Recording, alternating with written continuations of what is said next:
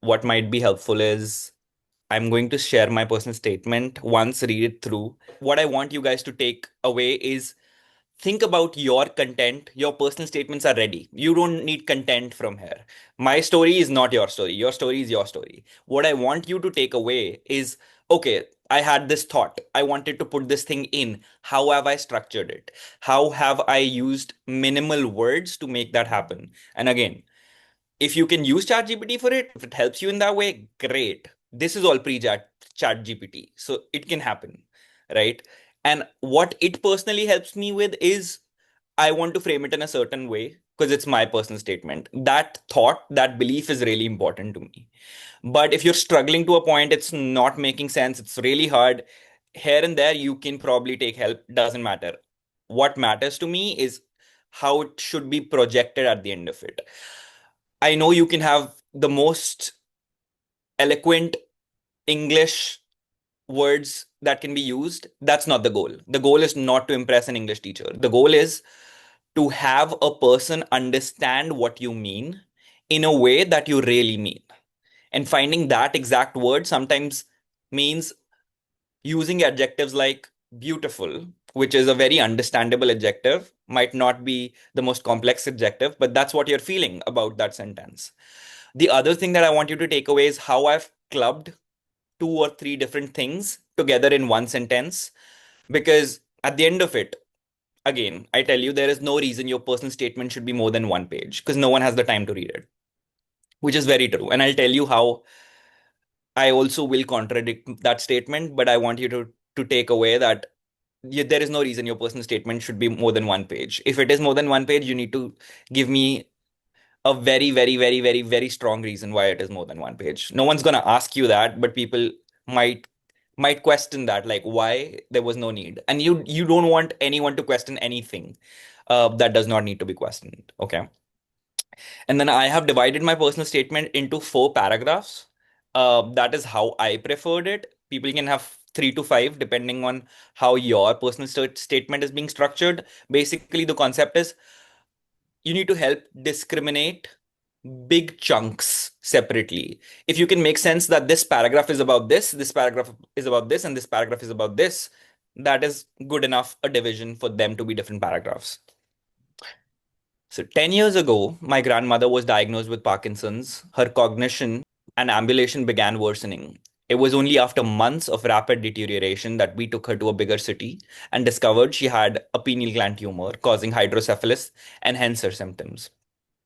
This incident left me with two impactful realizations: the frightening repercussions of a misdiagnosis and how keeping calm in seemingly devastating situations can uncover the less obvious possibilities. Little did I know that this difficult situation as an adolescent would ignite my fascination with neurology. I remember the very first time I assisted a brain death examination and the profound sense of responsibility it instilled as a neurologist to declare someone alive or not, while I also learned to intricately balance emotions and duty when communicating the finality of death to a family who shall trust your word for it. So that's just the first paragraph. And the goal of it is to tell that I had three or four micro goals that I wanted to be communicated from paragraph one in that limited number of words. I feel good at the end of it that I was able to do that. And by that, what do I mean? There's a hook which is personal to me, very real. Questionably, okay, how emotional do you want to get with it? Not to the point where you're, my goal is not to have people sympathize or even empathize after a point. It's a statement, right? This happened, and this is the realization that I'm having out of it. Sure, does someone know me better because of it? Because it's a true statement? Yes, that's what happened in my life. But even less so, this is again your personal statement, not your impactful experience. I don't need to subjectively describe what I felt after a point. If you need like one or two adjectives there to kind of help build that, sure, but that's not the goal. The goal is that this happened and this is the realization I had. And ideally, you want to weave it into a quality that is going to be helpful to you. And again, ideally a skill set or a personal quality that you truly have. That is the only reason anything should go in your personal statement. So this incident, I if you see, the first line is, it's just two lines. And then as soon as that gets over, you kind of join it with like, this left me with two impactful realizations: the frightening repercussions of a misdiagnosis, and how keeping calm in seemingly devastating situations can uncover less obvious possibilities. So, those are two big traits that I kind of connect to being a doctor and things that I like.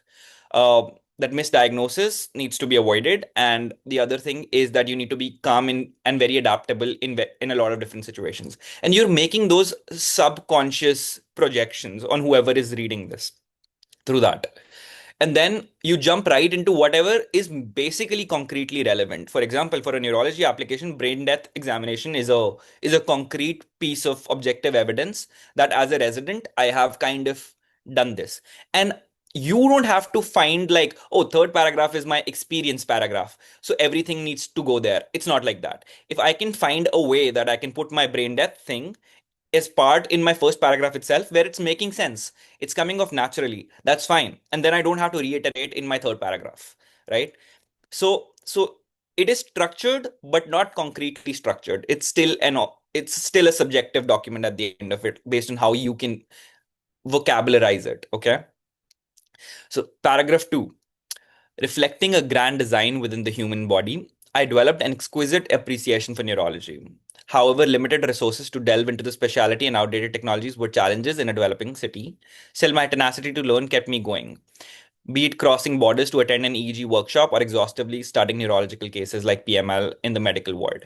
So, as soon as you write something subjective, for example, still my tenacity to learn kept me going, that's that's a subjective line. That is me saying that I want to learn.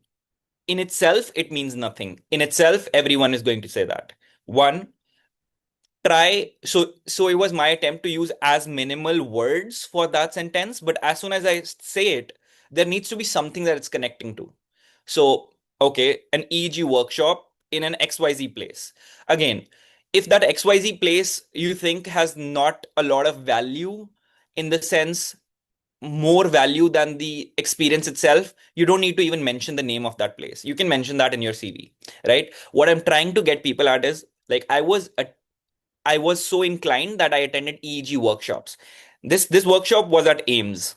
So I could very easily name drop like, this is at this very renowned institute, right? But that is not adding much value to me as a person in my head than the fact that I wanted to attend an EEG conference and I did.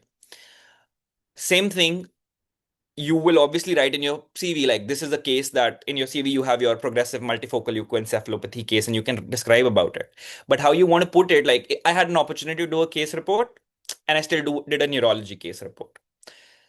That is all that I'm trying to paint through it. If you have something similar in your CV and you have something similar in your PS, you have to remember that there are two very different reasons for something to be in your PS. It can be the same thing, but it needs to have a very different goal to be in your PS. It needs to add to who you are as a person or show your interest. And again, there's this caveat. Hopefully, everyone's reading both your PSs and your CV, but sometimes some people focus more on your CV, some people focus more on your PS. So the important things, the big things that you want them to read for sure, I think it's very fair to have them both in your PS and your CV in some different form, right? Um, so as I set foot on the American soil with the hard-earned privilege to learn from seven different neurologists, I felt like a natural fit. Every encounter I had with an attending wasn't just about bookish knowledge, but as much an opportunity to showcase our holistic personalities. While managing a patient with dizziness who was scheduled for an MRI, we stopped and asked her to hyperventilate, successfully reproducing her symptoms. Understanding that the role of imaging is to complement and not replace clinical skills, I also inferred why being an excellent physician is an essential prerequisite to evolving as a neurologist. So, again, I think I'm just repeating this again and again, but I think all of it has to stem through something personal that's happened to you, because then you can talk about it. It's been like 4 years, and I still remember all of these incidents that are listed so personally because they were personal. But what I'm also trying to get at is these can be very, very simple encounters. Stopping someone for one, this might be a 2 minute conversation, but that is something that gave me a profound realization that I projected it to. Being a clinician is very important. or having good clinical skills is very important, and how you put that across is very important. You do not have to tell me. I currently see a lot of cases of like ACTH induced leukodystrophies or ABCD1 gene mutations, or very unique cases that I see every day.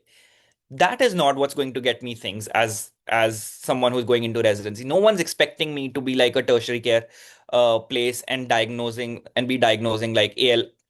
All right, ALS is still like doable, but like a very, very rare case, which is happening like a Prader-Willi. I'm not diagnosing that every day. I'm not expected to be diagnosing those as a resident or as a medical student, especially. But these simple cases, the profound realizations you can have from them, I think they are more impactful, because I want you to tell me like what is your thought process? What are your personality traits? Are you observant? Tell me how you're observant. Are you someone who's who's very clinically inclined? Then tell me how are you clinically inclined. Are you someone who is very empathetic or someone who's into lifestyle medicine? Then tell me how you are that person, right? How, not that you are. So I think that's really important. And again, like this is for specialities which have a relation to other specialities. For example, neurology in this case is very, very, very much linked to medicine, and you're kind of applying to both. So in those cases, just having, so this is my one line in the whole PS that kind of does justice. Like, I'm not someone who's opposed to medicine. I know that it's important for me to do medicine as well. So that one line kind of does justice to everything else that I'm speaking, right?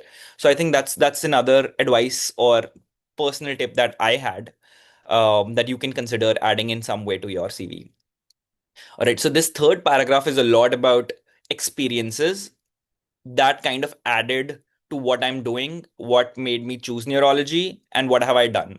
So again, what I want you to see through this is like how I've put in the examples, but again, they should look less like your CV, and again, give you some quality that you're taking away at the end of it. So helping my batchmates imagine the circle of Willis three-dimensionally and understand the functional columns of the brainstem is when I first experienced the incomparable joy of teaching. So again, how you've chosen those teaching experiences is important. Like again, Circle of Willis is not something that is unheard of. It's something that people know, even non-neurologists know. But as a student, it's very believable, and it's actually very true that that is how I fell in love. Like I explained, like, oh, it's a three-dimensional structure. Just a very simple realization or teaching like that has a very proper space to go in your personal statement. Same thing, me choosing that I know that functional columns of the brainstem is something that is is like very difficult or very feared by a lot of residents or students. So it's an easy thing understanding the functional columns of the brainstem. I know people who are reading it also know that this is something that students struggle with. So I chose to put in that example, right? So how you choose even simple things can have a logic to it, right? With a strong belief that everything complex can be taught in beautifully uncomplicated ways, I try to exemplify the same through my YouTube channel. Again, my belief and what am I doing for it. So that's what I do through my YouTube channel. And again, I don't have to name that again and again, because I have that in my CV. What I'm doing is like I'm saying this, and I do that through my YouTube channel. Right? There's an example there. I also created Brainstorm, a national neurology newsletter, my proudest achievement, with a vision to inspire students to appreciate neurology as a subject comprehensively without fearing its vastness. Again, things that I want to be named. I personally am a believer, italicize it, bold it based on people who want to like come across it. Don't overdo it, because you want people to not get lost amongst a million things in your PSCV.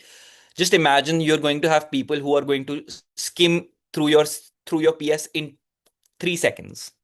You will have those people as well. Most people will spend like 1 to 5 minutes, but you'll have people who will do it in 30 seconds. You'll have people do it 10 seconds, and there'll be 3 seconds. And 3 seconds means just the bold words, just things that caught their eye, right? So what I'm trying to do is cast a wide net for all of those people as well. And then obviously, if they want to read more about it, they can go to my CV, or they can talk to me about it in my interview, right? But there's a very tiny balance where you are like, you have to kind of sell yourself that I did this, but you also don't have to come obnoxious about it or very narcissistic about it. But you have to also understand you are one of either extremes. You are more on one extreme. Either you're like very shy, but this is your chance that you need to tell things that you've done. So they have to be like, I have created, or if you have done, then you write it like that. And if it's like I, along with my team, but you take the credit for things that you've done. I wrote original neurology themed riddles emphasizing how learning can be immensely satisfying and fun simultaneously. So sometimes you'll start with the example, like I wrote riddles and this is what my belief is. Sometimes you'll be like, this is my belief and this is the example, so that it looks more flowy. I also was privileged to stitch my love for neurology and quizzes by bringing to life Synapsia neurology quiz. And again, I'm like, is that line in itself doing enough? Do I need to explain every line that Synapsia Neurology quiz was a quiz that involved 10 different specialties within neurology? Sure, I could, but I have space for other things. And this is serving 90% of what I need to be told out there. All these endeavors taught me how giving back to society felt immensely rewarding. As a result, I found myself extensively contributing to student organizations. From being a college head myself, I was given the responsibility to lead 200 others. So think about the things that you want to add. I knew when I was writing it, like being the president for AMSA or student organizations was big for me. My YouTube channel is big for me. Brainstorm, the neurology newsletter was big for me. And then you try weave it in a way that it flows naturally to the best of your ability. So I start with things that are, there's also a sequence to it. The most important things kind of are at the top.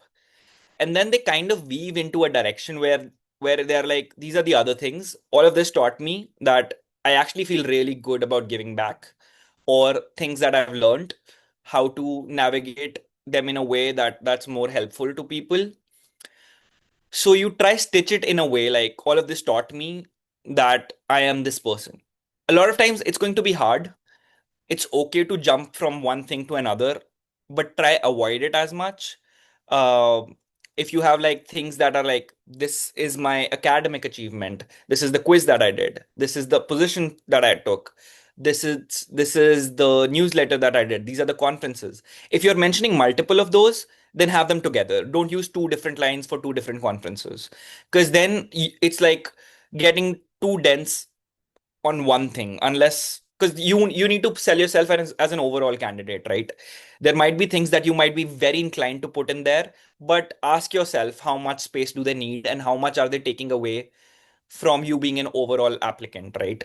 If I talk about all the 20 quizzes that I've done, then I am not applying for residency, right? um but then doing 20 quizzes is big, so you give one line to like 20 quizzes, out of which this is my proudest. That's it. And then along the way, I acquired skills to effectively communicate with students from across various ethnicities and realized how leadership isn't about supervising, but leading by example. Again, communication was important to me, and I stitched it into that student organization thing, right? And I think the trick is a lot of it will flow naturally if they are how things have happened naturally to you. So again, try push yourself to actually asking why this love happened, or what are my skills and why and how did they evolve. Conducting a Asclepius Medical Undergraduate Conference was challenging in my state since participation was historically less due to financial constraints. However, I managed to maximally subsidize student fees by convincing volunteers to conduct workshops and bookshops to sponsor prizes while designing medals and certificates myself. The event was a huge success, reminding me all one needs is genuine intent to make something extraordinary happen. I think this is a really good example where I have tried to come back, like how giving an example, be it a very trivial example, is very important. So this is the third objective paragraph where I have lots of examples like, oh, I did this, I did this, I did this. But the end kind of needs to be a very trivial personal statement within that statement, personal statement document, where you're kind of telling like, oh, this is a tiny anecdote that happened.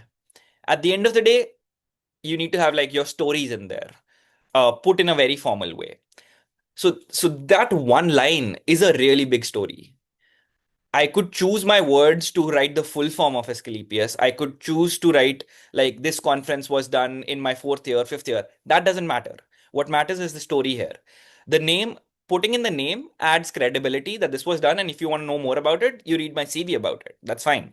But the story is important there.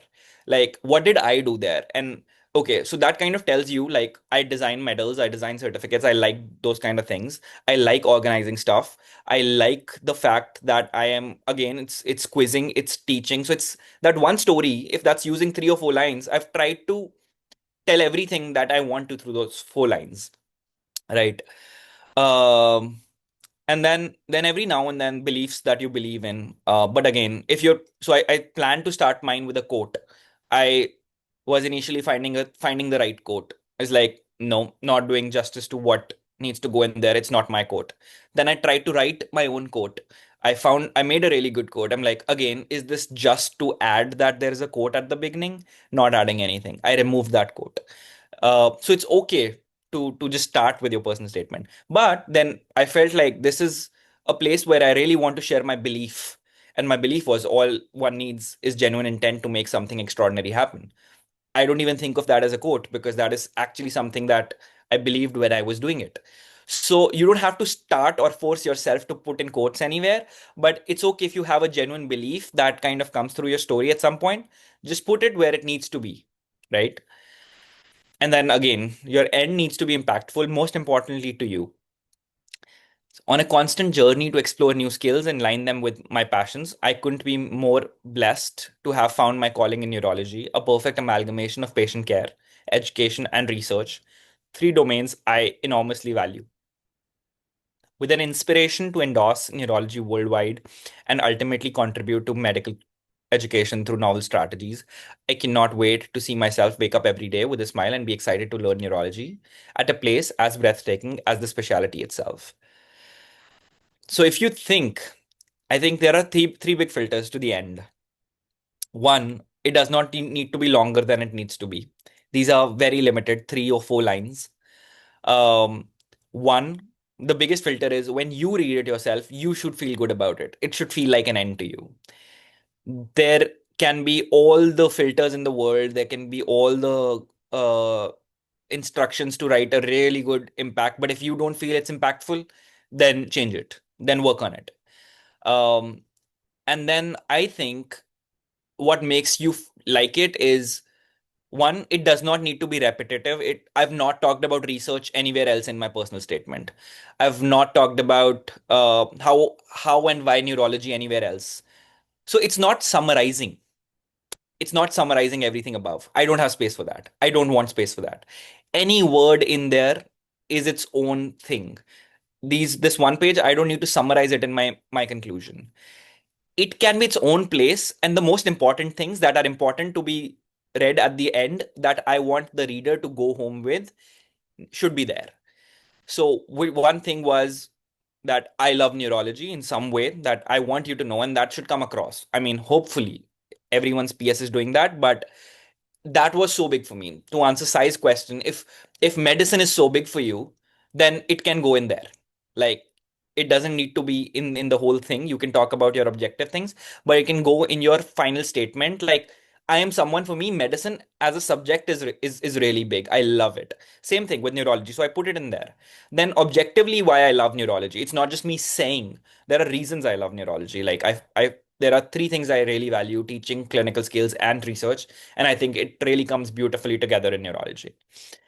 And if I love med ed stuff, I wanted it to be in the end as well. So, with an aspiration to endorse neurology worldwide, I ultimately contribute to medical education through novel strategies. So, it's a very specific thing. This will not be for everyone, but this is an example how you can put something specific that you love in there as well. I do a lot of medical poetry. This is actually like a screenshot of my personal statement itself, the second page. So I had this thought, like, should I put in a part of my poem in my personal statement itself? And then I was very, very skeptical about it because I'd never heard people doing it more than one page, or people being okay doing it more than one page. In my head, if something is personal, the name personal is in the statement itself, then how can I not put something that is very personal to me? And the fact that I do this something very uniquely different that I am very passionate about needs to go in there. And just writing the fact that I do medical poetry or I'm a medical poet doesn't do justice to it, because it can be perceived in a lot of ways. And I want you to know how I write and how I feel about it. So I asked a few people one, and I got a lot of mixed opinions. There was a people who's like, I wouldn't do that, I won't risk it. And then there was a person who was like, at a random open house, was like, we would love you to do that. So I realized in that moment, like, there is no one answer that I'm gonna get. There will be people who might feel like, why is it 2 pages? And there will be people who'll be like, this is amazing, this is so unique, we've never read something like that. So you'll never be able to make everyone happy, but one person that you can decide is yourself, right? And then you take that call. Are you okay with some people feeling that way, or you want to go safe? Sure, I was in that space where I had great scores, I had a great application, I was happier taking risks than not, but I would still like to think, if it wasn't, I would have still done it, because this was big to me. And then you need to know how you can still adapt to things. So my first page of the PS is still a whole complete PS. If someone wants to just read the first page, it has an end. You don't need to go to the second page. If you open the second page, you see a poem. So it is not like this guy's using another page to write his PS, right? It's its own thing. And it's structured in a way, it's centrally aligned that it's easy to read, and it's cut short to come on one page. And most importantly, it is relevant. It is relevant just enough. So it's an autism poem, which is sure psychiatry, but it's still the mind, right? And my goal there is to reflect my love for neurology. And what do I mean by when I write poetry? I don't mean that, oh, it's great rhyming scheme. This is something that I feel passionate about, and that's how I write it. And those are my thoughts. And all of those 10 reasons are why this should be in my personal statement. If I ask someone, should I write a poem in my personal statement? If 10 people ask me they should write something, or there is a reason to add another page to their personal statement, 99 out of 100 times the answer is not. And you should question yourself, why am I going to the second page? And you should not be writing a poem just because someone else wrote it. You should not be writing a poem because you have written a poem back in the day which you do not connect with anymore. It is not something that you feel strongly should go in your personal statement, should not go in your personal statement, especially if it's taking another page. But the reason I show this is you are allowed to think outside the box. What I am saying is not for everyone. It's very personal, but that's a call that you make. And at the end, you're like, okay, I feel okay with it and I'm going with it. Once I submit it, I'm not questioning myself. Should I have put it or should I have not? Or this is how I should have done my PS or not. And again, how much a PS affects your chances in an interview is very, very scattered. For a lot of programs, not at all. For a lot of programs, a lot. Overall, because you're applying for multiple programs, is it important to you? Yes. Right. So these are answers to questions that you will have had. And then there are things that are right about writing a PS. There are things that are wrong. Both of them are like 10%, and 80% of the things are like depends on the person who's reading it. Right. Okay. So I think that was my first half of the session. The other reason that I do this is I can have this session with a lot of like people who are very close to me, or make out time. It's gonna take me less time. But knowing that all of you are in together is also important insight for you guys. A lot of these questions are very similar for people amongst each other. And importantly, what I'm trying to tell you is I had these questions as well. And I spent that time on the PS to get this result. Same thing. It's okay for you to spend time on your PS and ask yourself, what result do you want out of it? Let's open the floor for people for your questions or specific thing that might have not been answered through that. And then in the next 5 minutes, we can just go over the CV as well.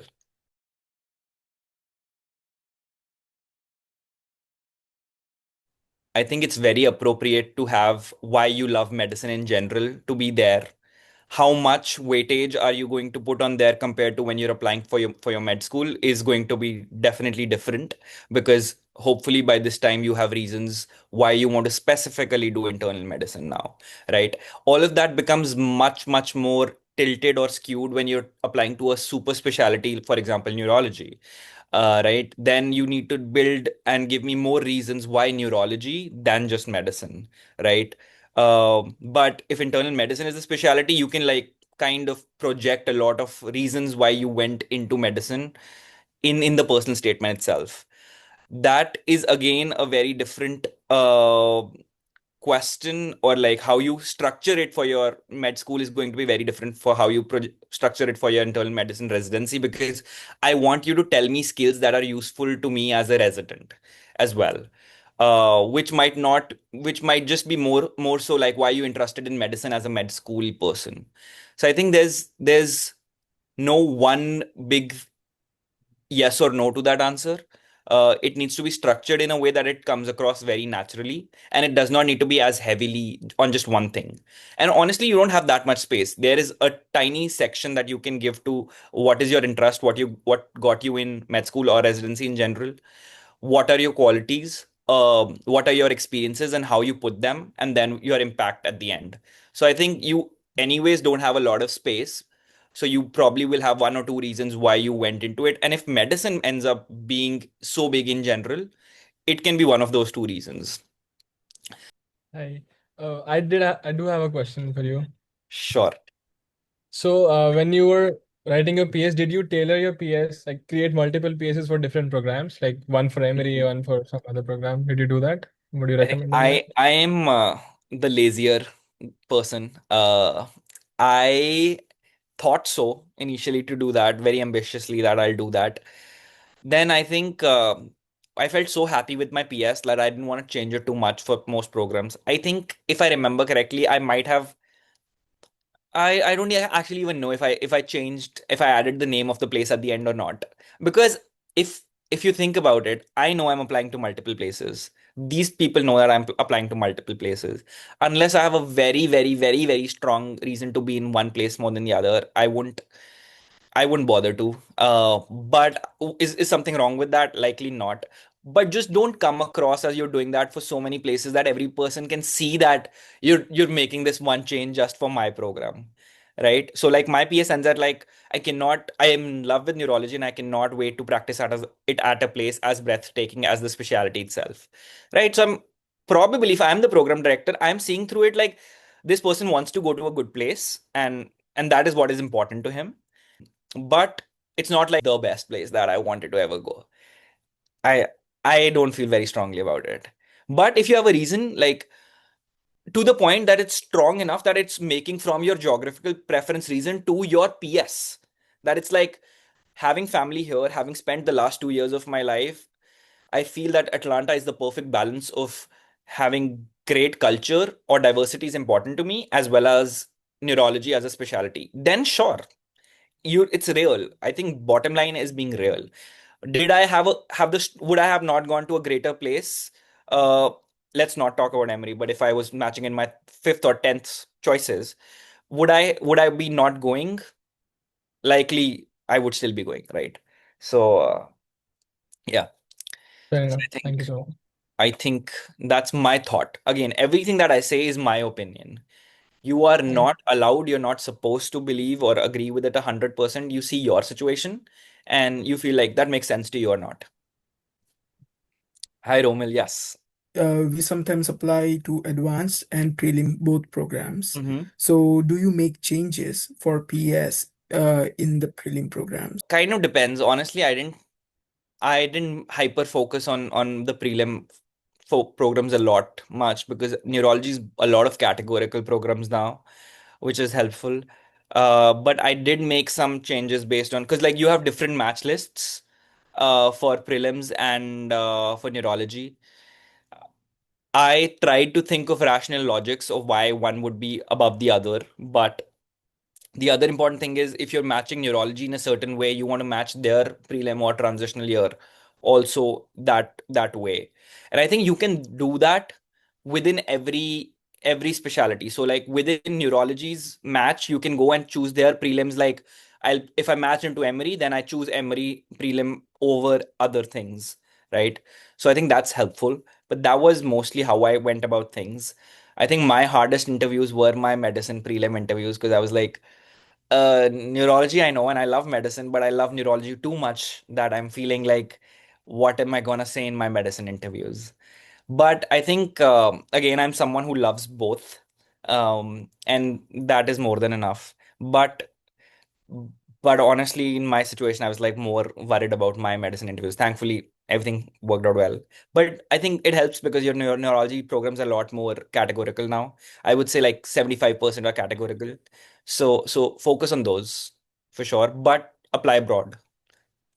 Okay, that sounds great. Thank you. And thank you for organizing this. I'm good. Like, should I be mentioning about academic programs or community programs? What is your view about that? Think about what's going to be a pro and what is going to be a negative. If you're very passionate about it, then make two statements and send one to the one with your passion towards academic programs to academic places. Mm-hmm. And Okay. that's more work, obviously, because then you're like kind of filtering and stuff. Yes. But y- if you're saying like you're too academically focused to a community program, that is going to be a negative, Hmm. right? Right. So Right. so you don't want that. And then one of those things, we do a lot of things without realizing what privileges ERAS gives us. It allows us to write multiple person statements. If you Yeah. have a reason to use that, use that. This sounds like a reason to use that. Okay. Uh, and then same thing, ERAS allows you to write a personal statement for up to 30 pages or more. You Mm-hmm. don't have to, but if you need to Yeah. go to 2 pages, you can. Again, Okay. you shouldn't. You should not. I never said that, but you can. Yeah. Um, is what I'm getting at. Okay. Yeah, that makes sense. Thank Hmm. you so much. Absolutely. Good morning, sir. How are you? Good. How are you? Thank you. I'm good. Thank you. Thank you for organizing the useful webinar, and you have wonderfully explained everything. But I have a question. Hmm. Few doctors have multiple impactful events in their life which they want to include in the personal statement. Hmm. How we can do it? We can do it. Is it in the chronological order, or do we need to keep separate personal statement for the different programs? So can, yes. The answer to can is always a yes. It'll take you more time to make more personal statements, more complexities in making sure you're not sending the wrong ones to wrong places. If you have a very strong reason, strong bucket of like there are two categories of programs, like in the last case, we had like community and academic places. You can, I think it's fair to think that ways. If you're applying differently to rural and urban places and you feel like you have a passion for rural places or urban places, you can make it like that. I don't necessarily feel if it's too strong of a reason you need to go through that.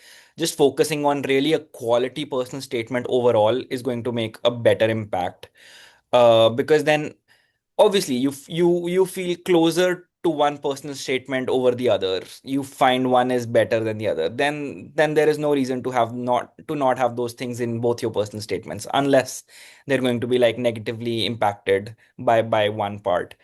Regarding how to put your experiences, there does not need to be a chronological order in your personal statement. I would say it needs to be in the sequence of how impactful something is. And I Right. would even call a sequence. If it's not impactful enough, get it out. Have something Right. more impactful in there. You don't have to put like I have 5 experiences, all of them go. But yes, kind of mention things that you want to be talked. The things that you want everyone to talk about need to be in multiple places, and that's okay, but in different ways. Right. Thank you so much. Thank you. Sounds good. Yeah, Um, I think the sigh in the chat box was a different sigh, not me. okay.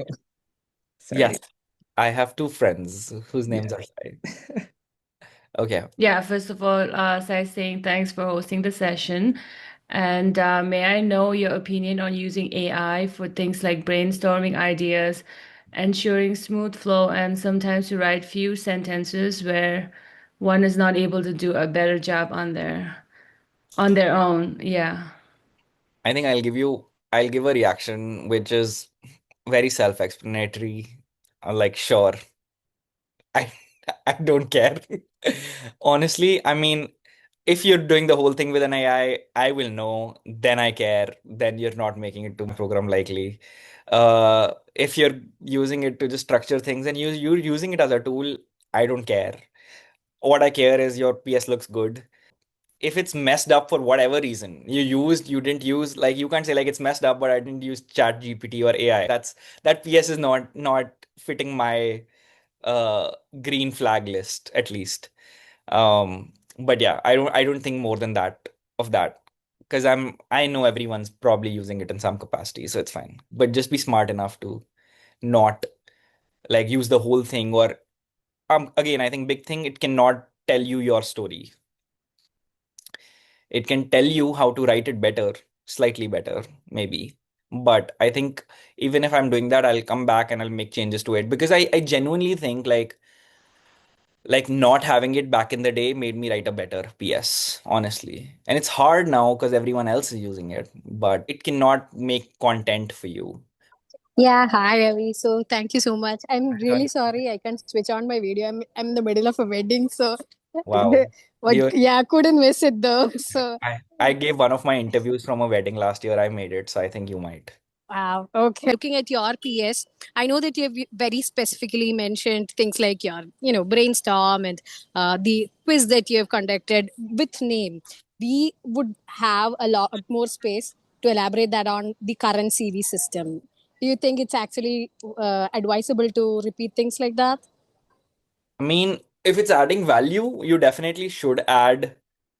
If there's like a list of things, you definitely want to list them if they're like even slightly important. How much do you describe them is based on how impactful or important they are. I think in that moment, sequence will be important. Also, remember, it's there can be a negative impact if you have too much in there. It can take people's attention away from what's super important, right? Again, I struggled with that because I was like, oof, a lot of things in there. But not everything should go in there, because then it's taking away from, like, I held 14 positions over the last 5 years in my med school.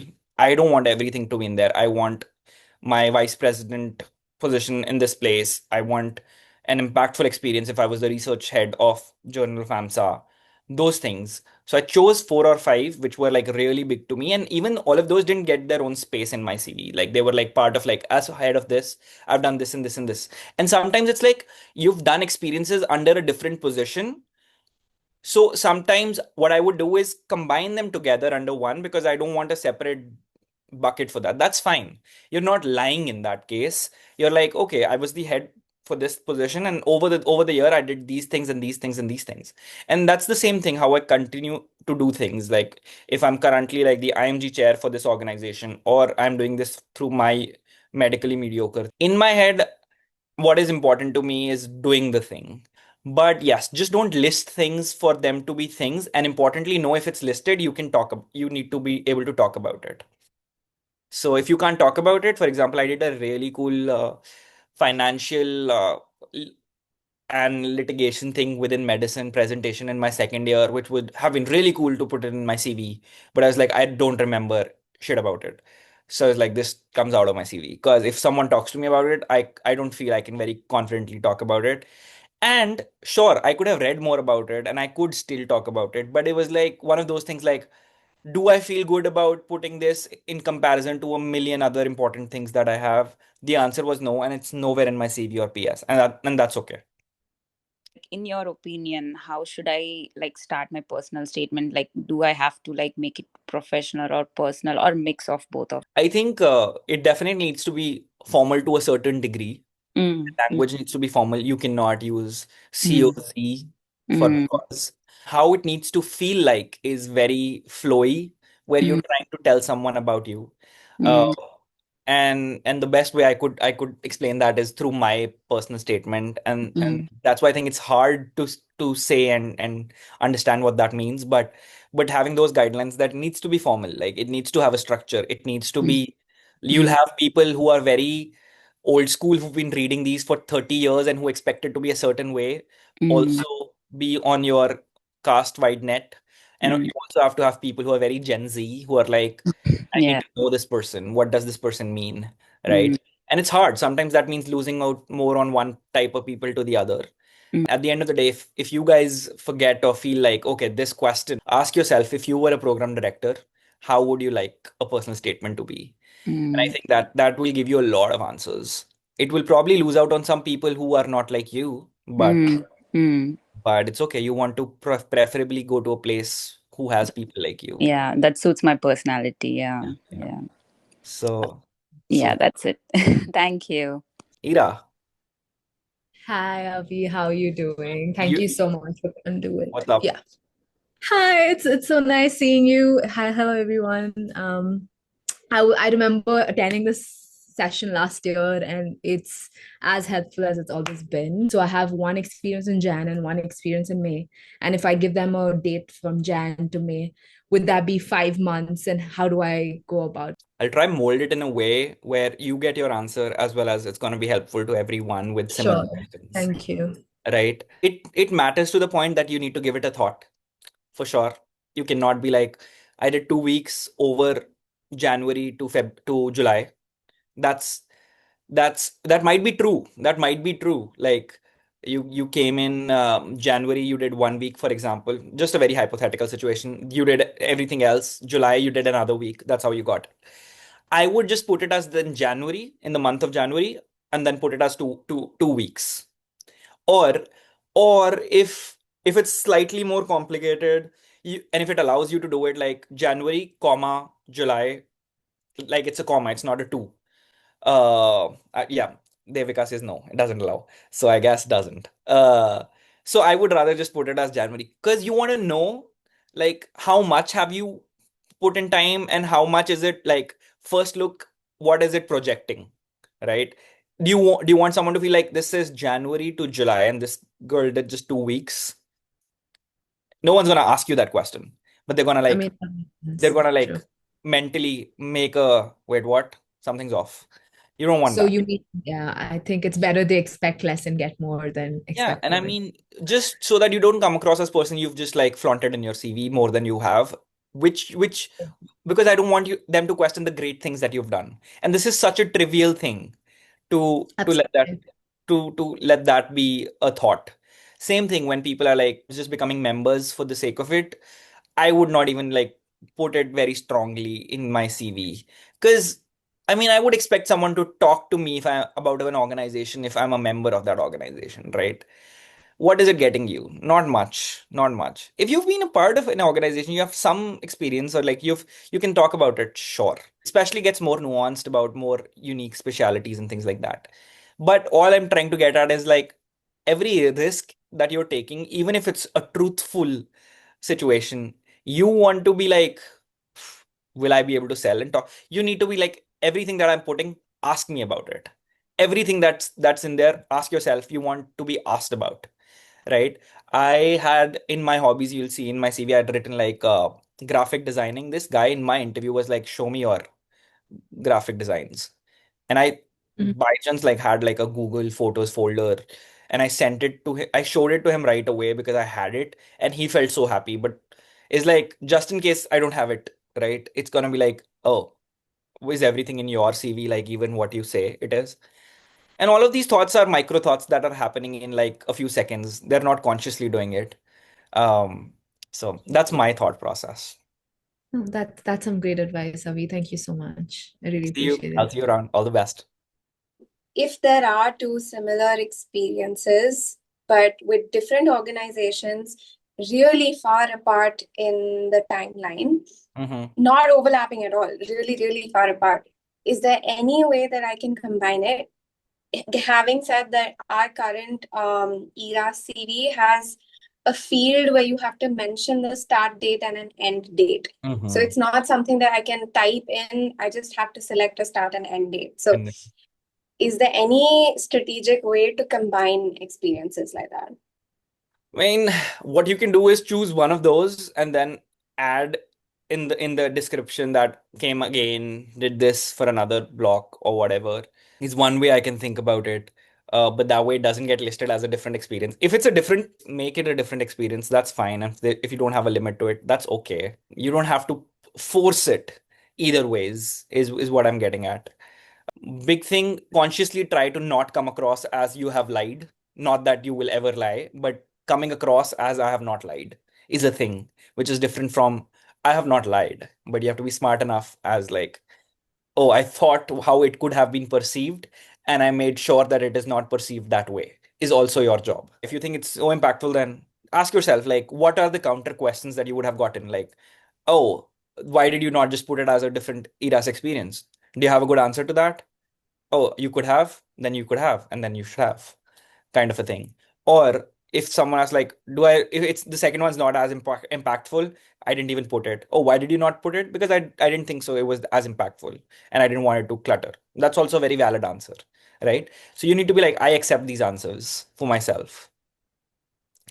I wanted to ask, what's your opinion on bullet points versus paragraphs for the activity descriptions? Short answer, bullets, just to sort that out for everyone. The reason is, again, I don't want to be like looking through and skimming through what is relevant and not. Bullets are bullets for a reason. Use them. Again, my goal is not to have them be there and then judge why is this person in bullets. It's less formal, it's not well framed. No, you have limited characters. The character count matters. If bullets make you feel that and again, it's not a hard and fast rule. If I have one line in my research experience, I don't need to make a bullet for that, right? But then have consistency throughout. Then my all my research experience are listed in a certain way, right? And again, in a conventional sense, there is no bullet because there's like, okay, highlights and one line, and then achievement, one line, or the first line is like my activity or my role. But if it's like more than two or three things, I want to subconsciously just transition to bullets, right? The only time bullets don't make sense so conventionally is if they're very different categories of things that you've done, right? If three of my research experience have similar, like, what did I do? What was the publication and what is my achievement? Then I just made like a category, like I made a consistent format based on that. Other question that you had for including the links under the publications versus within the description itself. Again, I think it's a more how much space do you have is going to define that. I feel sometimes if you have a long list of publications there, it's all going to look very similar. And if there's a specific paper you want to be talked about or you want to be addressed, I think I would put it in my description itself. I would not put everything in the description. Description is like a mini version of what I want you to glimpse at. Publications has everything. My non-peer review, peer review has everything. If I have written an article in a magazine about cervical cancer awareness, it's in there. It's a pick and choose. It's like if you want someone to see and experience a little more, I'll put it in there as well. Again, if I was running out of space, I had something more important, I'm like, sure, might skip it. Got it. Thank you. Ravi, I have a million questions about the CV. Mm-hmm. I'll start with the smallest one. Is it okay to use abbreviations like IBD or IBS or PFT or something like that? Or do I need to use the whole word because you have 750 characters in each experience? Again, depends. Something which is very self-explanatory, not commonly misperceived or not known, I think probably yes. EEG is fine. I'm not going to like write electroencephalography. No one's caring for it. PMLE, I did because I was like, it's not some I'm expecting everyone to know. Sure, it's a neurology application. I'll probably expect people to, but what I'm trying to give you is an example. Like there is a line where it becomes like, okay, I should. Organizations at some place, yes, at least at some place. Obviously, you don't need to be redundant and use it every time. And sometimes it's like you don't even have to write the abbreviation if you're writing the full name. That's also fine. Just be consistent, more likely than not. Try be consistent throughout. And it's going to be one of those things like you're going to see every description, how many characters, how can I change this? But yes, there are some that are okay in my head. There are some like, I know it, but people might not know it. Or even I don't know it. I don't want to go like someone like, what is PMLE? Again, what was this? If I'm pushing them to search Google, it's on me. Got it. That makes sense. Perfect. Okay. Yeah. Second question. Yes. So we have only 10 experiences, which Uh-huh. absolutely sucks. But what is a good balance between academic experiences, extracurricular volunteer, etc., etc.? It's going to be different for everyone. Mix of everything is great. Mostly clinical obviously, I would say at least 5 in some capacity clinical, which might include like your rotations and like one internship likely. And then the rest 5 can be a mix of things depending on what you value more. I would say at least one research experience in some capacity, even if it's like you've done everything under one person. If you like education, teaching, med ed stuff, I would put at least one. I put, I think, somehow two, something on the lines of volunteership or like leadership is equally good, if not. I think one voluntary or two voluntary is ideal. And then it kind of depends. I think one or two can be like dependent on what your situation is, what you're passionate about, or you've held other positions. For example, COVID-19 volunteer was very specific in my case. You could have like your own thing if you're like, I was like I mentioned, like a voiceover artist. I would not have written that if I had 10 experiences, likely I would have put it somewhere within that. But like there was some component of something different standing out. Oh, you've been a voiceover artist as well. So you can use like I would say 4 or 5 clinical, one or two research, and minus education, one or two volunteer, one or two leadership, and one or two unique. Depending on whatever your one is, your two becomes more or less whatever. What I'm trying to get at is you can kind of navigate based on your situation. Your question was chronological order, right? So I think at my time it just arranged itself based on chronological order. I don't know if that still happens. I think everything that ERAS does its own way is one less thing for me to care about. But again, that kind of brings the question like you need to think when you're putting your dates how it will reflect in your chronological order, right? So think about that. Well, hi, how are you? I'm great. Thank you so much for the session. I have a question about my CV. Now that we have 10 experiences, there is, I don't know if you had it back then, we have to list it with a key characteristic. They have a separate column. We have to choose a particular key characteristic when we list our experience. So there's something like teaching, mentoring, I heard. leadership. Those, yeah. Yeah. So I was like leading in a NGO where at one particular point I was a member, and then I became a social media handler, and then I became the board member. I just got elected. So at different times, at one point I was also mentoring students. At one point I showed leadership. Is it okay if I listed like in two different experience, or will it be like wasting my experience? Big picture, it's a very personal decision based on information that you've provided me. If it's the same organization and you have enough, you have like 10 experiences Yeah. as a whole, I would just put it in one. I would Okay. just pick and choose whatever makes most impactful sense. If it's leadership, if it's a lot of things, then it's leadership. That's fine. Another thing that can help decide that is what are other experiences, what key characteristics are they using. If they're Yeah. using a lot of teaching, then I'll put leadership here. If they're using a lot of leadership, I'll put teaching there. So I make a good mix of things, but Okay. obviously in your description describe whatever you've done. Yeah. i Yeah. I would put it in one, just One. Okay. given assuming you might have had, now you just have 10 experiences, so Yeah. Yeah. Yeah. Got yeah, it. Got it. yeah, Thank yeah, you. Thank you so much. absolutely. Okay, hi, Ali. Thanks for organizing this. It's been really helpful. I'm glad. So, yeah, so basically, I'm applying for neurology this year, and I know neurology is pretty research heavy, but I do not have much experience Mhm. in neurology research. So, I was wondering how can I address that, and if I could include my other research like pediatrics or something that I did in medical school in my CV, but Yeah, less neurology. Would that have an impact? I mean, anything that you've done needs to be in your CV, should go in your CV. Okay. It's obviously like now I'm applying for fellowship.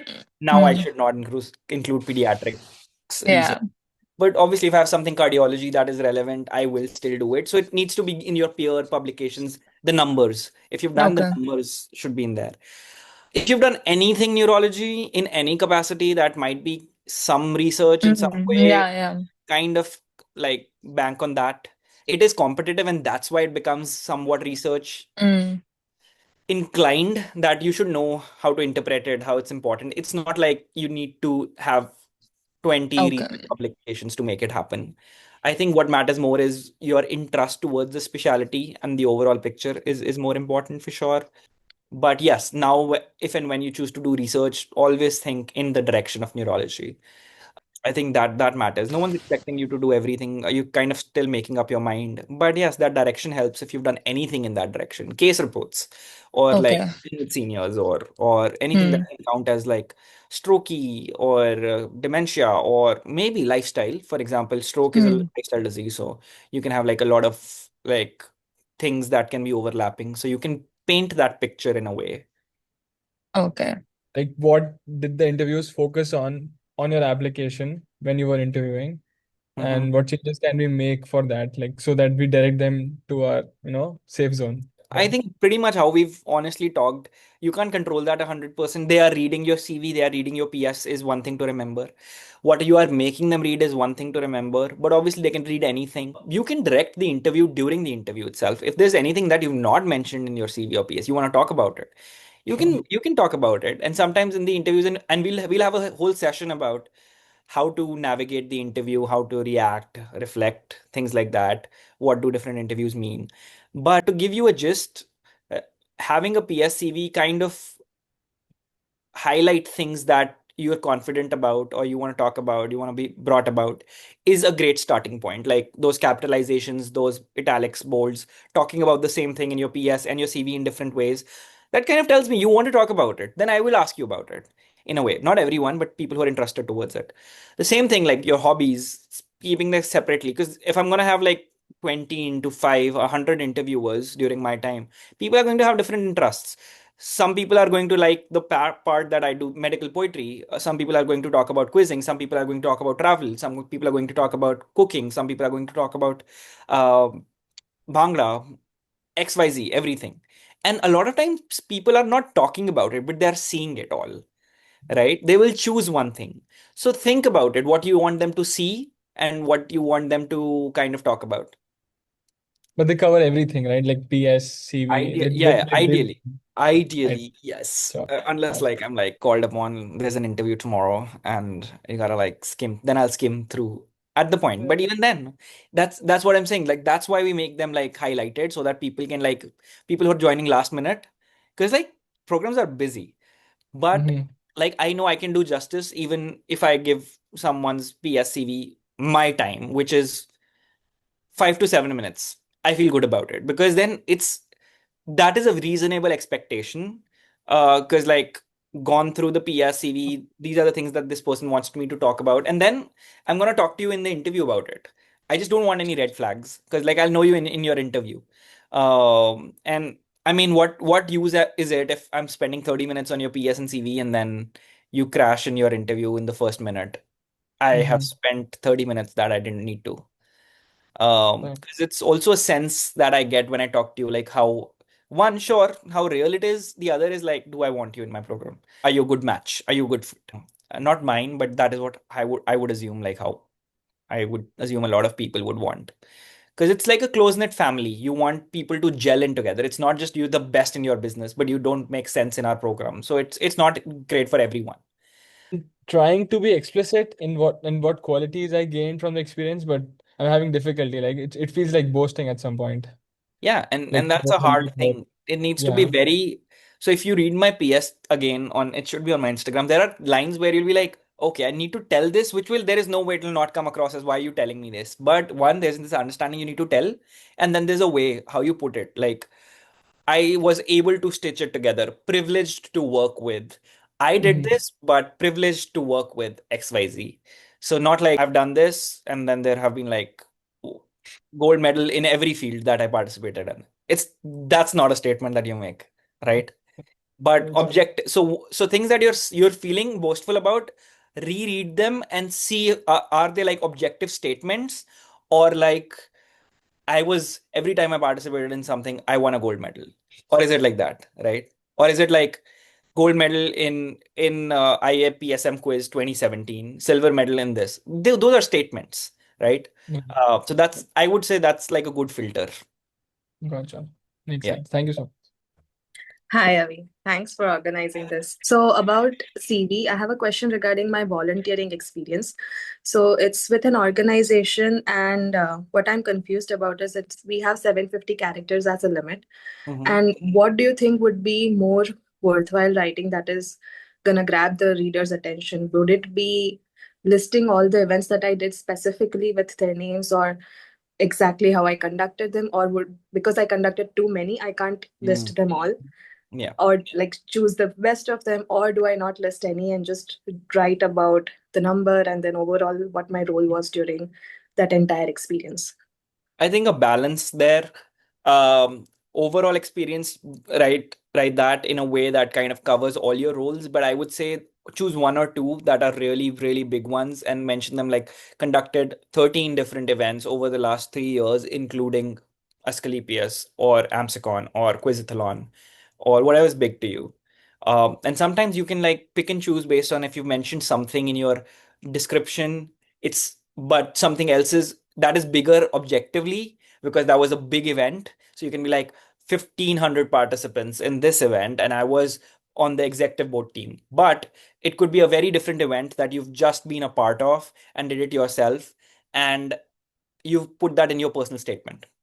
You put it like it was a tiny event, 10 people, but I designed my own questions. And Right. this is the first event that I did. So you have to pick and choose what goes in your PS that has a very personal value to you. And you need to pick and choose something very objective that is adding credibility to your descriptions.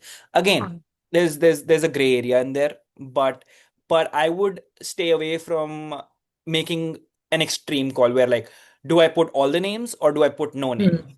Right. Usually, Okay. usually both. Okay. All right. Thanks for answering. Absolutely. What's up, Priksha? A quick question. Do you need to have a takeaway for every activity that you list? No. Okay. Oh, actually, a quick question. Very quick. Why Yeah. is that? Because I remember also getting advice that you need to have like some kind of a learning point from everything that you do. For example, you talk about the quizzes that you've hosted, and that you wrote your own original questions. Do you have a learning point from that you put in as well? Again, I am someone who does not feel forced to do anything for the sake of it. Now, if I dive deeper into that personal example, if I'm telling I'm doing quizzes, what is my reason to include that? Okay, this person's passionate about the subject. This person is interested in quizzes. This is something that is med-ed oriented. And this person's done 19 quizzes, right? For example, hypothetically. So what am I giving? I'm giving all of those things. I'm giving initiative. This guy's already organized things. This guy has done things. This guy clearly likes neurology. This guy clearly likes med-ed. And he's a fun person if you like quizzes. Obviously, if you don't like quizzes, you don't necessarily like me more for that. But that's my giveaway. I don't want to give takeaways. The goal is that takeaway also needs to be a giveaway for the person who's reading it, right? Every point needs to have a giveaway for them. There needs to be a reason why it's in there. If me mentioning I've done 19 quizzes in neurology is giving that giveaway to them, right? They can see why that isn't there. I don't have to write like, because of these quizzes, I learned that quizzing is so fun. That is extra use of words that is not adding anything. But there are things that do greatly well with a takeaway point too, right? For example, I organized my first quiz with 10 people. Okay, in that you have a very limited sample size. So you kind of need to tell me like what did you learn from it? Like what was the big thing you're taking away from that? Does that make sense? If I'm listing something as an achievement that I was like a national level cricket player or I won the gold medal for this, that in itself is giving away the point that he's actually good, that there is this commitment, there is this point that needs to be mentioned. Or if there is a point that is there which is not as big, then you tell me why is it big to you? Understood. Thank you. Perfect. All right. Dr. Man, what's up? Hey Avi, how are you, man? Good, I'm man. Good good, to see good. you. Good to see you. The hobby and interest. So we have only 300 characters. So if I start listing my hobby and interest, I probably would run out of characters. So can I just explain two of the top Yeah, interests that I have? that's what I did. The ones that, Okay. again, same thing. Something that does not need explanation. Movies and Marvel buff doesn't need an explanation. I watch Marvel movies. I Okay. like Bhangra, for example. Some people might not know. So Punjabi folk dance is that needs Okay. a brief description. If it's something which is something that needs to be talked about, like poetry or quizzing, like that, I want you to know what do I mean by that. It's big to me. It's one of those things. Is it big to you? Is it big to me? And then if it's like, for example, if I'm like a Olympic medalist in gymnastics, that is it. It doesn't need explanation. So don't feel the compulsion to be like, if I've started explaining one thing, I need to explain all the things. Actually, no. Pick and choose. Do I need to list all of them, or I can just spend my character just explaining just the top two? Up to you. Okay. That's a decision you make based on like which ones you're okay skipping, which ones you're okay putting, and then Okay. that character limit defines that. Not everyone has to have 8 hobbies. I think Okay. Yeah. three to 5 is good. And if you can talk more about it, that's better. And if it's like, obviously, if you're like so much into one thing, it's fair to talk more about it. Okay. Okay. Thank you so much. Yeah. All the best. Hi, Avi. So, first of all, thank you so much for this super helpful session. I did some freelance modeling in the past 2 years, Mm-hmm. and it's not like a recreational activity. I got paid for it. Mm-hmm. So, I was a little confused, like whether should I put it as a hobby or should I put it as an experience, because I think it's important to me. Again, I think one of those things where if it's big to you, it might be a perfect fit to go in your impactful experience. And it's big to you. That's what I'm hearing. I think it's perfect fit for an impactful experience. But definitely also write it as like as one of the things or your interests, because it's not just hobbies. It's interests and hobbies. If you're like you're clearly definitely interested in it by what I'm hearing. So you should write that, but you should describe it in your impactful experiences. If you have enough 10 experiences, I think, because I like to think those 10 experiences should be somewhat medically relevant in some capacity. So I would say impactful experience and interests. Thank you so much for the input. Yeah, no, absolutely. And you should definitely talk about it. 100%. Can I have everyone turn on their video for getting a sense of like how many people we have? And then obviously we keep on making this big as the years. Oh, hi Trishta. What's up? Hi, I'm good. How are you? I am a very circadian rhythm, unsettled. You look exactly opposite though. Like it doesn't feel like See, you it's have not slept for hours. just me taking the energy from all of you guys. All right, perfect. And obviously, all the best. I think everyone's gonna do great. You guys are right on track. Just remember the big picture. It's day Z, you're very close. If you guys like it, I can continue doing this for at least a few years. And then obviously a lot of you are going to take over with all the good stuff that you do, breaking down the words. If it's impactful, it's big to you, regardless of if it was like sometimes the positions are big, sometimes your experiences are big, right? If it's an experience thing, it goes in impactful. And again, this is where you need to have a takeaway for sure. Like impactful experience, you need to explain what did you learn from it. It's not like a description of your activity. It's like I got to do this, but this is how it impacted me. That is like 100%. Also, like adding to Preksha's question before, like the impactful experiences need to have a takeaway for sure. Every single one of them. They can be smaller activities. They can be coupled activities together. They can, and then that way you can like holding down this position over a year, learning this presidential position at AMSA. I was able to talk with, appoint 40 state heads across India, talked with people from different ethnicities, built this, left me with this experience where leadership and communication was important. So I combined so many different things under that one. Or it could be like you did an event and you learned all of these through an event. So the impactful experience does not have to be a position or an experience. It can be anything. But the important thing is what you're taking away from that. Whereas in your CV experience or your CV research experience or whatever you're listing, those need to be very objective things that might not always need to have a takeaway if they're self-explanatory. Okay, got it. Thank you so much. Thank All you. the best.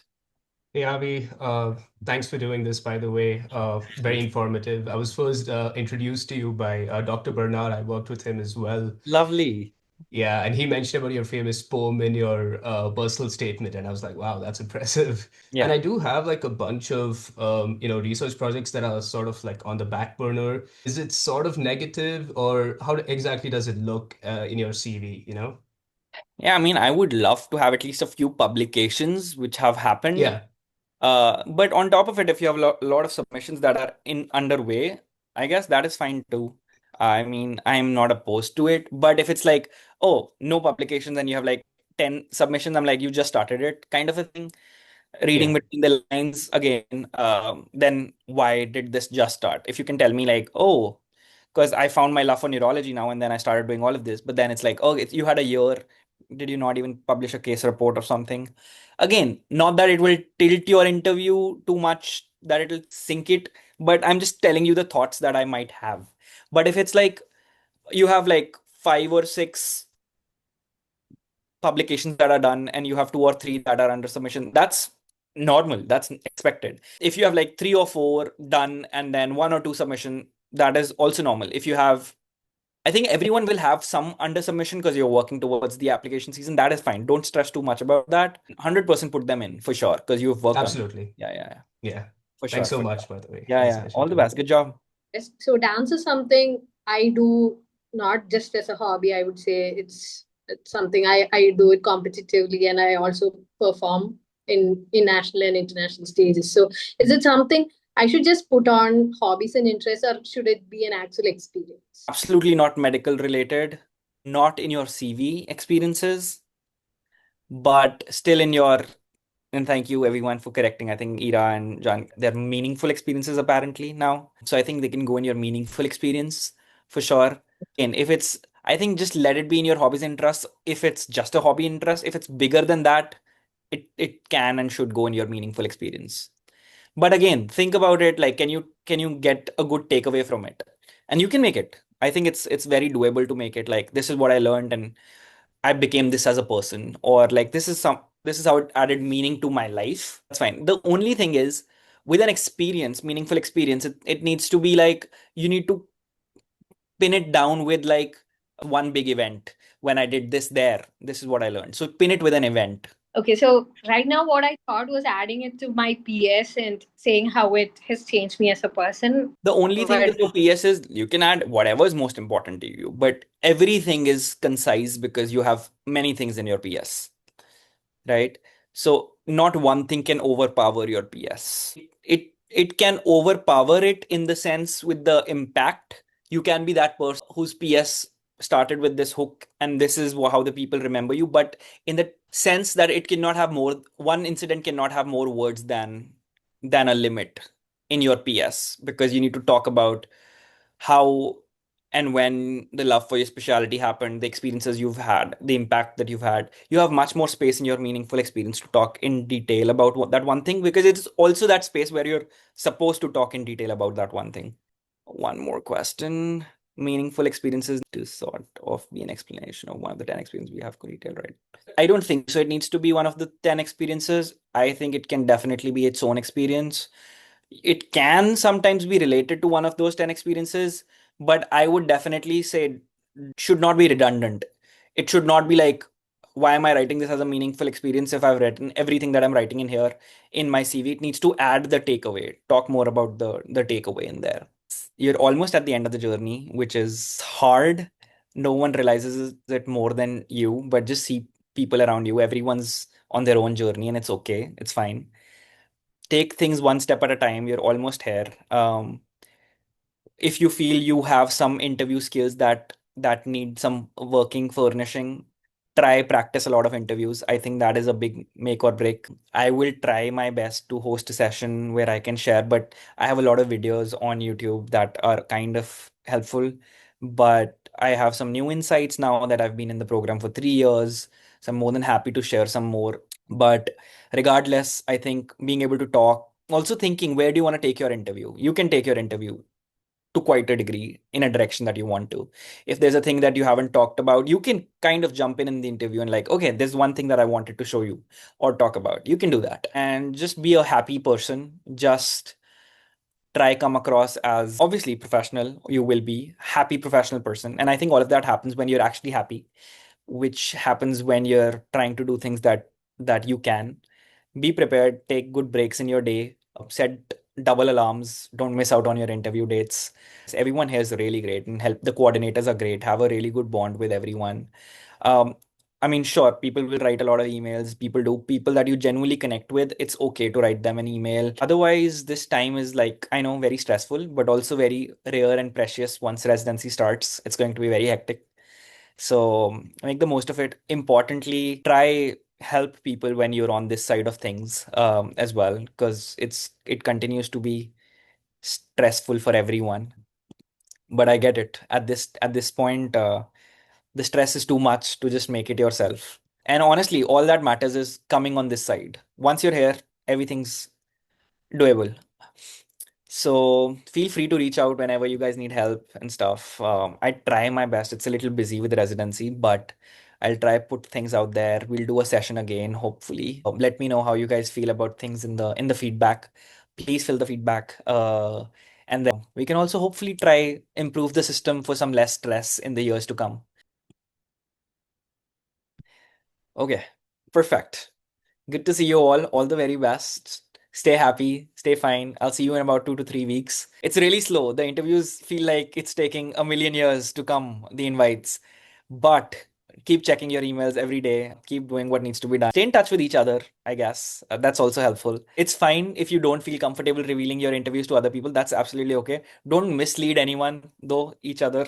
But yeah, there's enough place for everyone who needs to be here, who will be here. So no one's taking your space. Okay.